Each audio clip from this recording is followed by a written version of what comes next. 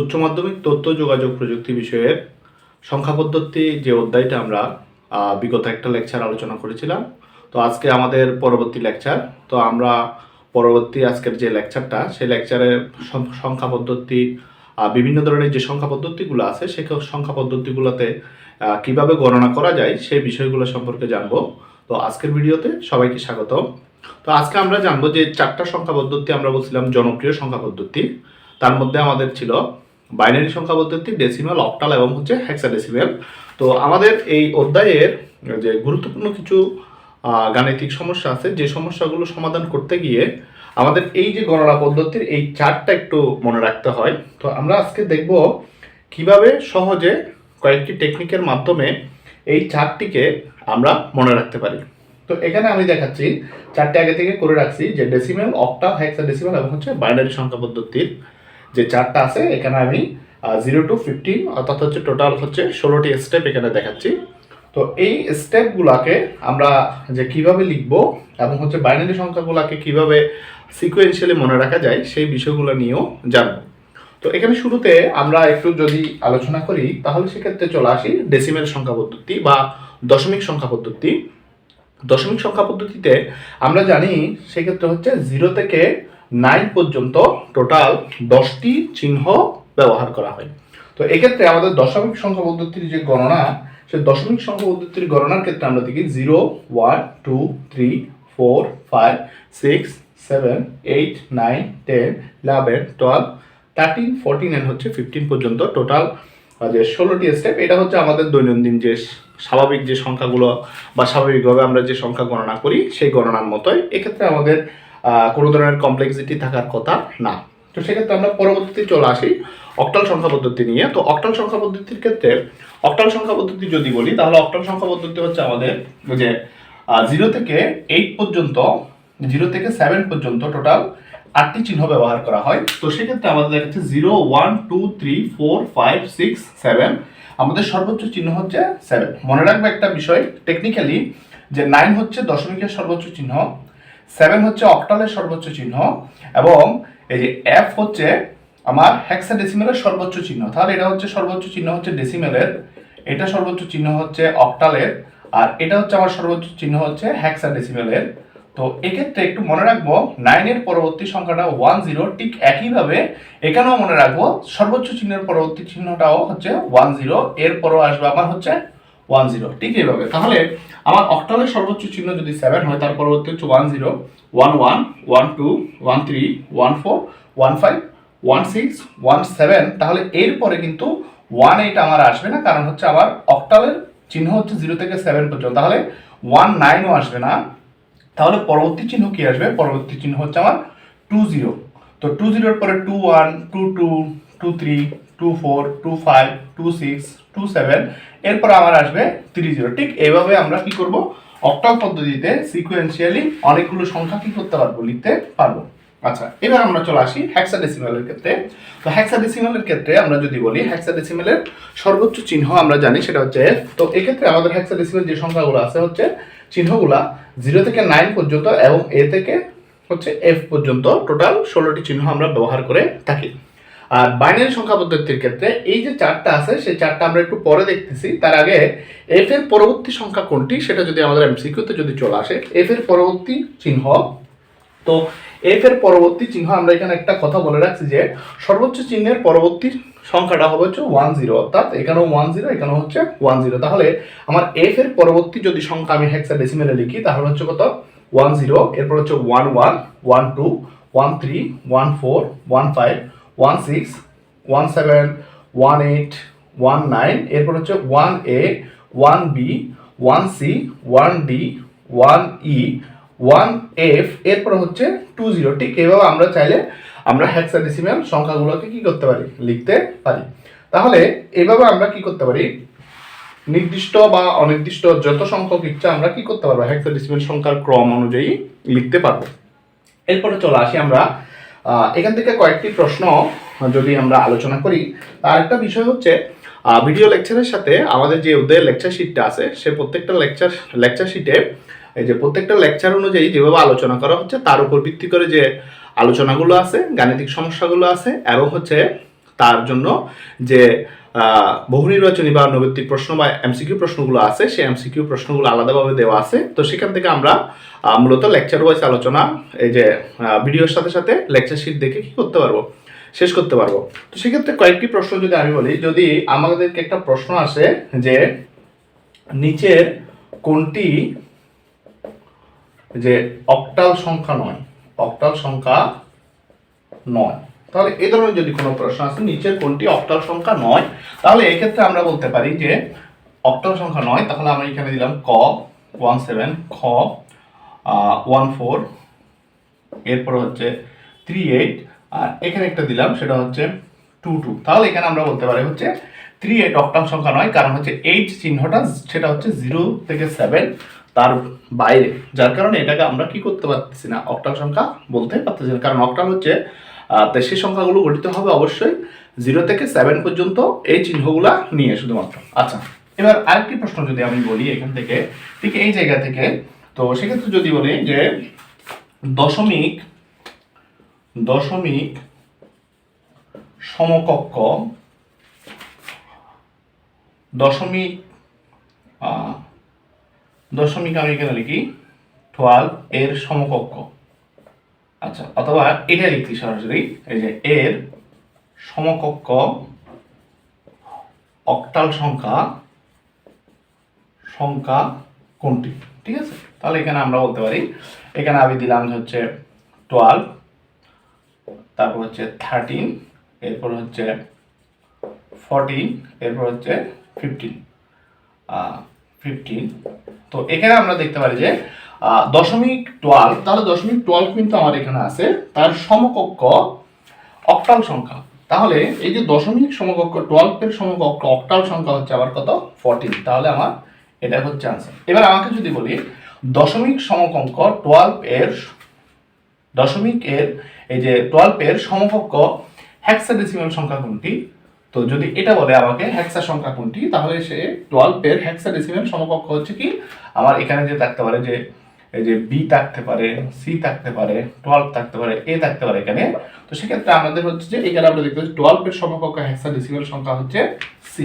তো এই ধরনের কিন্তু প্রশ্ন অনেকবার আসে, অথবা এফ এর পরবর্তী সংখ্যা কোনটি, অথবা যে সি এর পরবর্তী সংখ্যা কোনটি হবে, এই ধরনের, অথবা বিভিন্ন ক্রম দিয়েও কি করতে পারে, বিভিন্ন প্রশ্ন পরীক্ষায় আসতে পারে।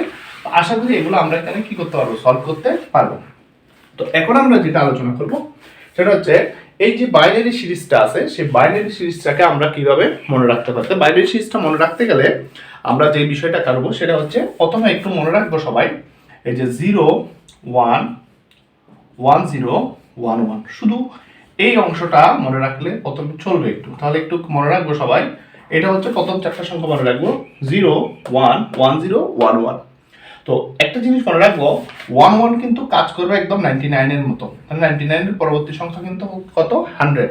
ঠিক তদ্রুপ এই যে 1 1 মানে হচ্ছে সেটা 90, তার পরবর্তী সংখ্যা হবে কিন্তু এই যে দুইটা 1 কে দুইটা 0 দিয়ে রিপ্লেস করে একটা অতিরিক্ত 1, তার মানে এটা হচ্ছে 1 1 এর পরবর্তী সংখ্যা।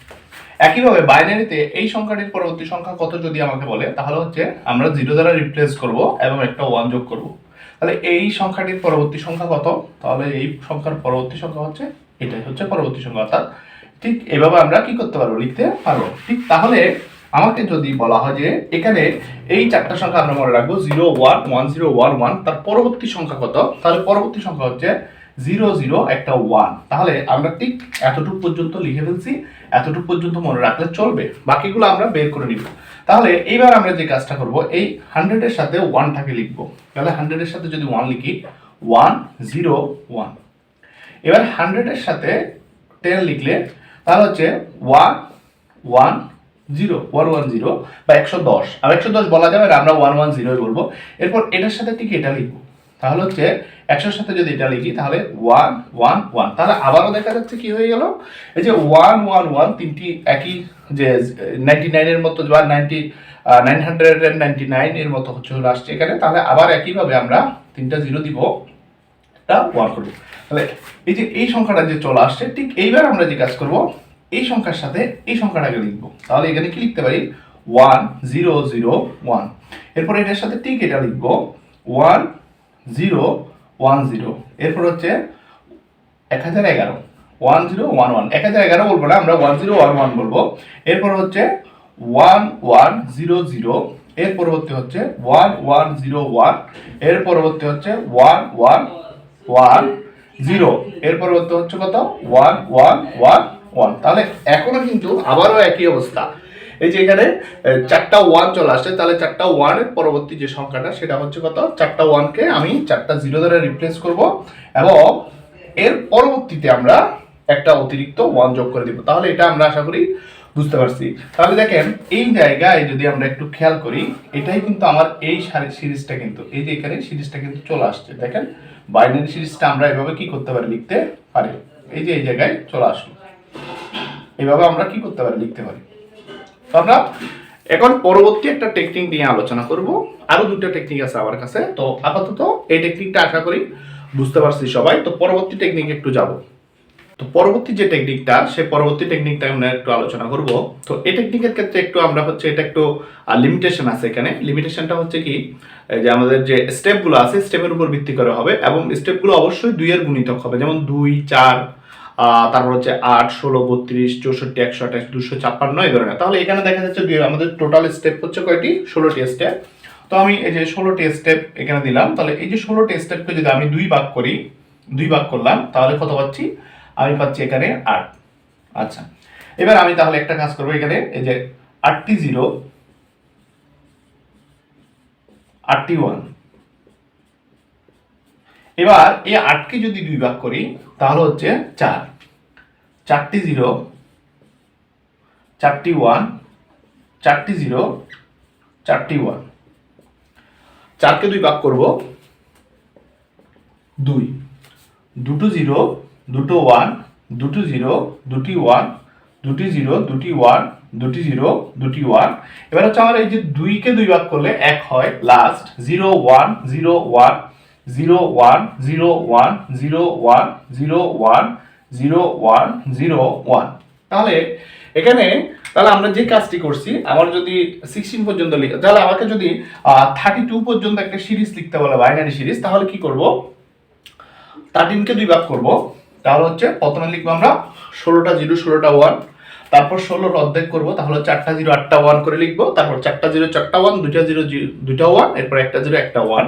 তো এখন আমরা যে কাজটা করব, গণনার প্রথম সংখ্যা শূন্যটাকে ঠিক রেখে এটা আমি মুছে দিলাম। আর আমরা আরেকটা জানি, সেটা হচ্ছে কোন সংখ্যার সামনে শূন্যের কোনো কি নাই, ভ্যালু নাই বলি আমরা, ধাম নাই বলি। তাহলে এক্ষেত্রে আমরা সংখ্যার সামনে যে শূন্যগুলো আছে সেই শূন্যগুলো সবগুলো কি করে দিলাম, মুছে দিলাম। তাহলে যে মুছে দিলে কি হয়, দেখা যাচ্ছে এটা কিন্তু আমার এই সিরিজের সাথে কিন্তু মিলে গেল, ঠিক আছে কিনা। তাহলে এভাবেও আমরা কি করতে পারি, আমাদের এই যে বাইনারি সিরিজটা এটা মনে রাখতে পারি।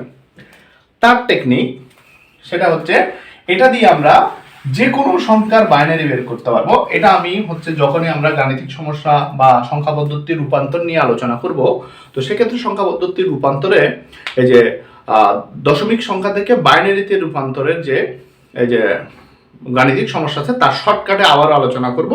তো মনে করি আমাকে হচ্ছে এই যে 14 এর বাইনারি বের করতে বললো, 21 এর বাইনারি বের করতে বললো, তারপর হচ্ছে মনে করি 8 এর বাইনারি বের করতে বললো, 99 এর বাইনারি বের করতে বললো, আবার মনে করে হচ্ছে যে আমাকে 67 এর বাইনারি বের করতে বললো। তাহলে যে কোনো সংখ্যার বাইনারি বের করতে হবে। তো সেক্ষেত্রে আমি যে কাজটা করবো, এখানে একটু খেয়াল করব যে আমি বাইনারিটা বের করব। এটা একটা হচ্ছে শর্টকাট টেকনিক। এই চারটা আমরা বিভিন্নভাবে মনে রাখতে পারি, যার কারণে আমার হচ্ছে থার্ড টেকনিকটা। তো এখানে খেয়াল করেন যে 14, এই জায়গা থেকে আমি শুরু করতেছি, 1 থেকে শুরু করব, প্রত্যেক ক্ষেত্রে 1 থেকে, এখানেও 1 থেকে শুরু করতেছি, এখানেও 1 থেকে শুরু করতেছি এবং এখানেও 1 থেকে শুরু করতেছি, ঠিক আছে। এবং এই যে 1 থেকে শুরু করার পর আমি এই 1কে দ্বিগুণ করব 2, 2কে দ্বিগুণ করব 4, 4কে দ্বিগুণ করব 8, 8কে দ্বিগুণ করব 16। মনে রাখবো একটা বিষয়, এই যে দ্বিগুণ করে যে সংখ্যাটা পাবো সেটা অবশ্যই 14 সমান অথবা 14 থেকে কি হবে, 14 হতে ছোট হবে। সমান হতে পারবে, ছোট হবে, কিন্তু বড় হওয়া যাবে না। তাহলে এই 16টাকে আমি নিচ্ছি না। একইভাবে যদি এখানে বলি 2, 4, 8, 16 নেওয়া যাবে, 16 পর 32 নেওয়া যাবে না, কারণ 32 অ্যাক্সেস করতেছে কাকে, 21কে। এটা বাদ দিচ্ছি।